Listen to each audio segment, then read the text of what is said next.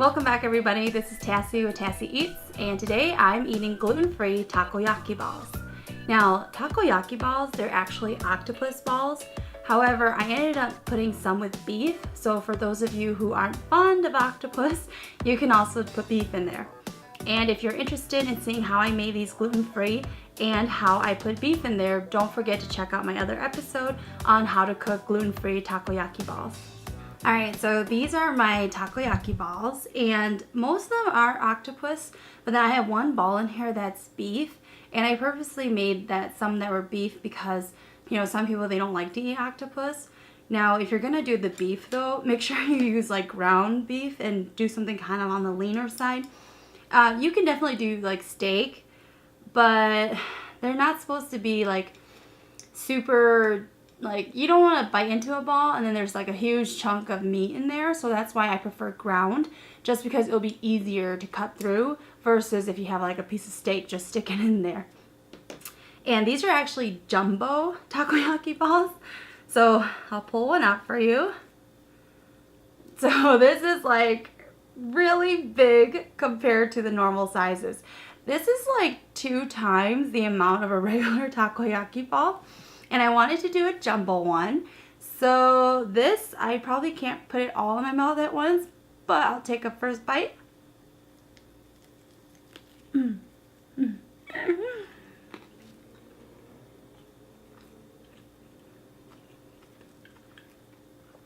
was really good.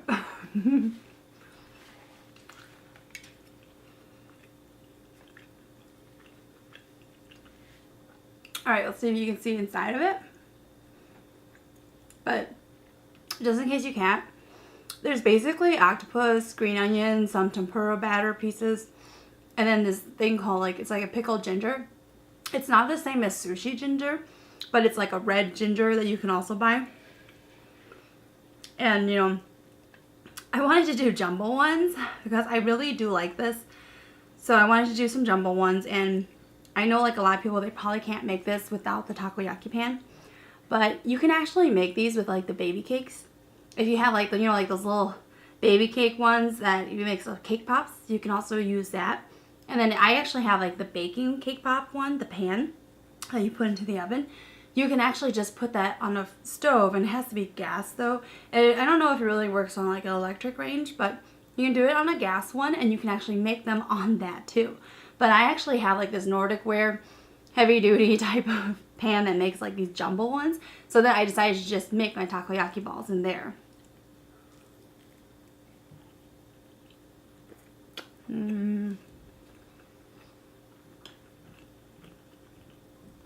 these are gluten-free. You don't have to make them gluten-free. Like, I'm actually not gluten-free, but I tend to make a lot of my foods gluten-free if I can. Just because, you know, like a lot of my leftovers, I end up feeding it to somebody who's gluten-free. So that's why. And gluten-free food, it's not really that bad. Nowadays, like, they actually have the celiac disease.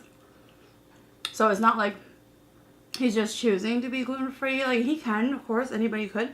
But, you know, like, he misses, you know, pizza. Like, you can't just go out to a restaurant and just order pizza. And we've gone to restaurants where they had gluten-free pizza, but because of the cross-contamination, it was really bad for him. So a lot of the pizzas, you know, we have to make it at home. Or our favorite is actually the Bellatoria. They have a gluten-free one. Absolutely our favorite. It's delicious. Alright, let's take another bite out of this one.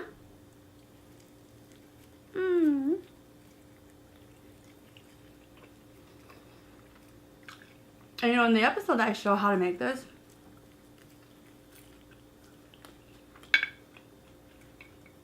you'll see, because they're jumbo, normal takoyaki balls, really you just put in one piece of octopus. Because these are jumbo, I put in a bunch in each one. And I actually have more of the takoyaki sauce here. Because these were so big, I felt like, you know, I would probably need some to dip into. And this one is a Japanese mayo.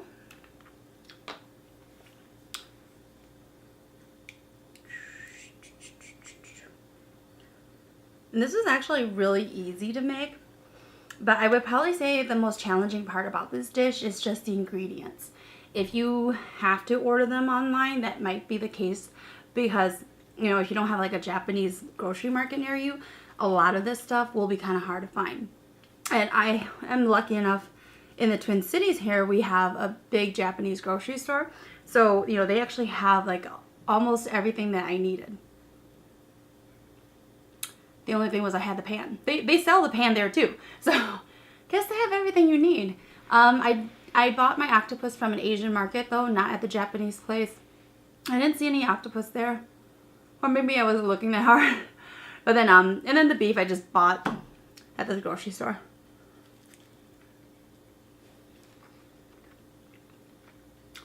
Mmm.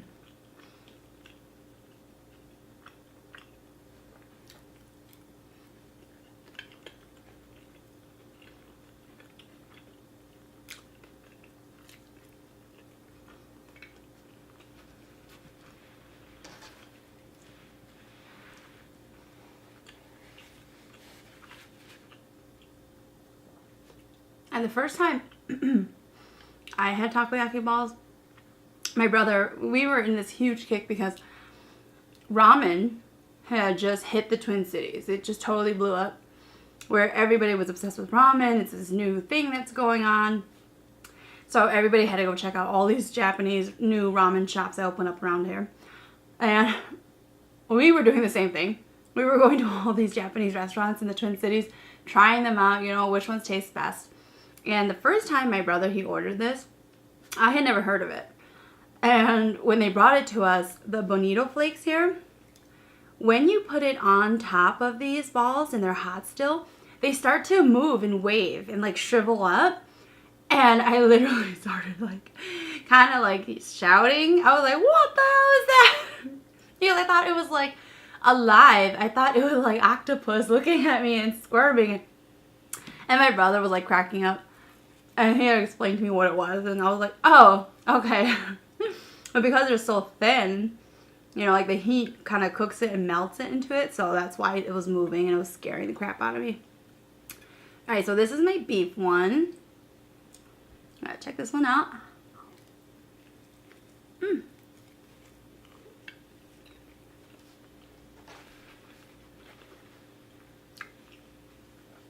And you know, beef is my favorite protein, but the beef tastes really good in here. Even though, you know, you're supposed to put octopus in there, but the ground beef tastes really good in here.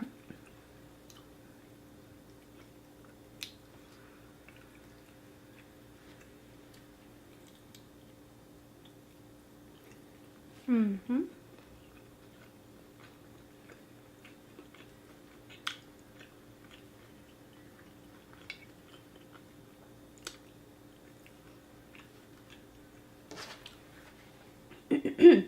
The takoyaki, it is traditionally a Japanese street food.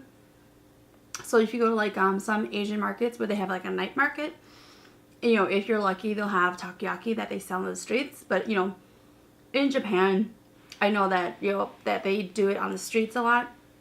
And then like these are actually really popular in Japanese restaurants too. They're smaller, of course, but yeah.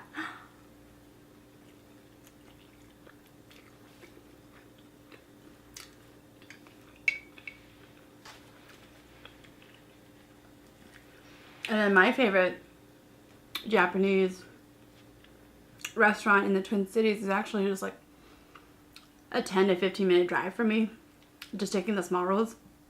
And they sell like, you get like 6 of these for like $4. So it's actually a pretty good deal.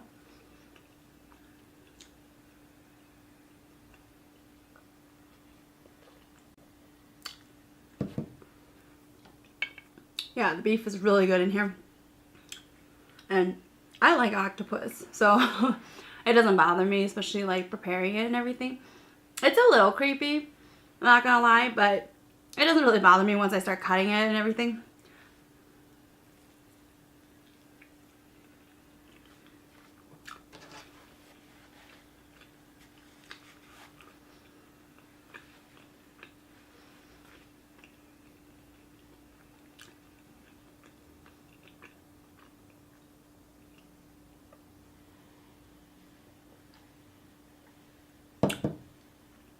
And in here, honestly, you don't put a lot of salt or anything like that on there. It's really just flour, egg, very, very little comparatively to the other like flour and egg and as a fish stock. They call it dashi.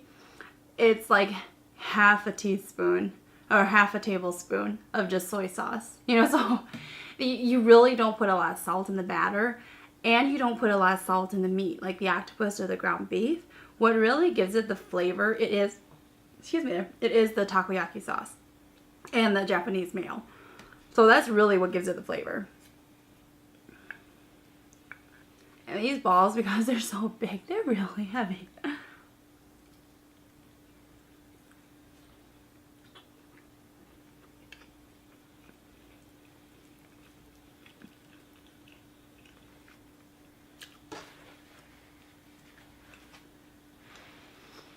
And with the bigger balls, yeah, there's going to be more batter in there. But because I was pretty generous, I put in a lot of meat and stuff in mine. So you can make it however you want. If you don't like them to be so big, look for smaller pans.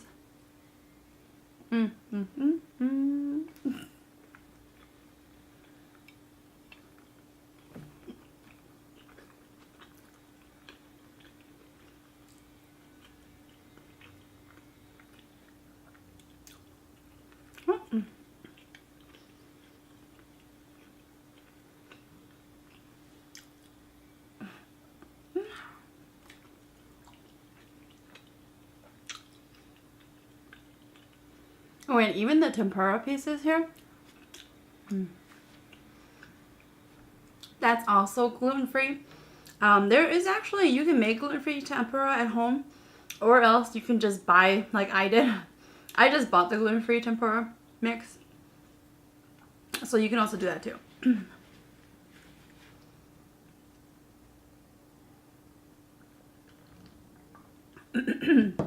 And just so you know, like, if you're wondering, like, you know, maybe I can't get all of these items, like, what are some staples that I really should have in here to make it like it's takoyaki? I think what really gives it the flavor of it is the dashi. I would say you can't really get away with not putting in dashi. And dashi, it actually comes, if you look at the cooking video of this, I show you what the package looks like, and it's actually a grain, or like, you know, so don't look for like a juice or a bottle of liquids. It's actually in a box, like a tempura box, and you open it and it's actually just some packets in there, and it's a powder. So you use very little of it with like 2 cups of water. So that is like a fish broth, so that you don't have to, you can make it yourself at home, I guess, but I don't know how to do that. So I just buy the dashi, and then that really gives it a lot of flavor in the batter. Something that you cannot get away with either is probably the red ginger, the pickled ginger. You need that in this dish. You know, like, let's say, you know, you don't want to do Japanese mayo, you can use regular mayo. But Japanese mayo is just a bit sweeter. But, you know, you can get away with that. And then, but it definitely, the pickled ginger, the dashi, the green onions, it does help. It gives a flavor. The bonito flakes, if you really don't want to buy it, you don't have to. Okay, because honestly, not gonna lie to you, they don't have a whole lot of flavor. It's just one of the things that people like to eat with them, I feel. I don't think it really adds anything. Like, I would eat this with or without the bonito flakes. But you do need the takoyaki sauce. You know, like the sauce here, in the cooking video, I have the package as well on here. But for some reason, when you open it, it's just a incognito bottle. So with this sauce, you also need it. And as a tip, there's another dish called okonomiyaki, and it's similar, but it's more of a pancake type of dish compared to this one. But you can also use the okonomiyaki sauce as well if you can't find the takoyaki sauce. I don't know why I was gonna say tonkatsu. Okay. All right, and then you know, like the seaweed, the nori that's on here, you can get away without having that too. It's really just a condiment that they throw on top. So you really don't need the bonito and the flakes and then the seaweed on top if you don't want to. I don't think that really makes or breaks it. But you do need the dashi, the pickled ginger, and some kind of protein. And I've never done this with any other flavor besides the beef and the octopus. But because dashi, it's a fish-based broth, I don't know how it'll taste with like a chicken broth, you know? Maybe that's kind of good. Alright, well, I mean, like, for anybody else who makes a lot of takoyaki, you know, leave in the comments, like, you know, what do you think are items that you cannot get away with, or else it's really not takoyaki. So I really feel like those are the only three main ingredients that you really need in this dish, or else it's really not takoyaki. And, you know, if you don't have the actual takoyaki pan to make it into a ball, you know, like I said, use the cake pop type of pans where, you know, they make the cake balls out of. And then, so you can do that. And it, honestly, if you go to like Goodwills and stuff, people donate them all the time. So they are there. So just go and look and you can get it there as well. But if you look on Amazon for the takoyaki pans, they are pretty cheap. You know, like you can get one for like around $16 I've seen.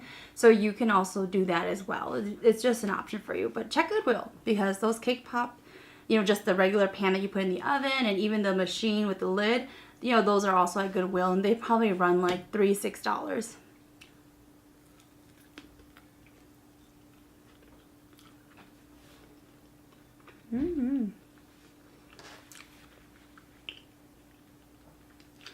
And the gluten-free powder, I just use Pillsbury's all-purpose flour.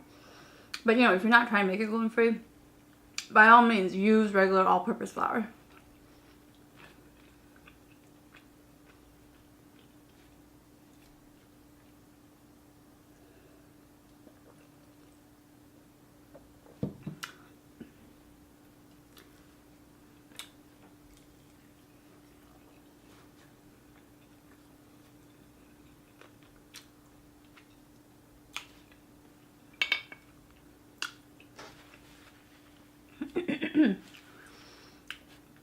And the pickled ginger, it really, the flavor profile of it really stands out in this. And this just tastes like a seafood type of breading ball. The outside is kind of crispy when you bite into it because it is cooked in the pan with oil. So it's a bit crispy. You know, like the smaller balls on the inside, when you first bite into it, so I was like expecting just something different than when I first had this, I did not like it. And what happens is you bite into the outer layer where it's crispy, and then it's kind of gooey in the inside. And I was like, oh, like, what's in my mouth? And then you get just one chunk of octopus in there. I did not like it. I was not a fan. And I did try it at 2 other Japanese restaurants before I found my favorite Japanese restaurant. So during my 3rd try, I preferred it a lot more. So, you know, it's I don't think it's for everybody because it has definitely a seafoody taste to it. But if you are fond of seafood items, definitely give this a shot.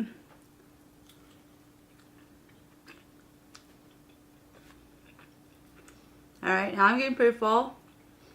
So I'm going to dig around for just my octopus.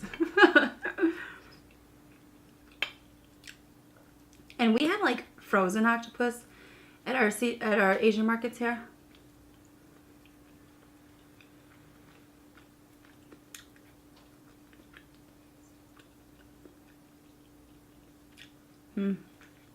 I really do like octopus.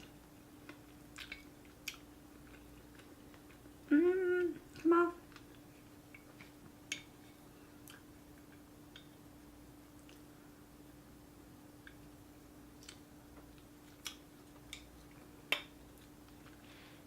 Alright, guys.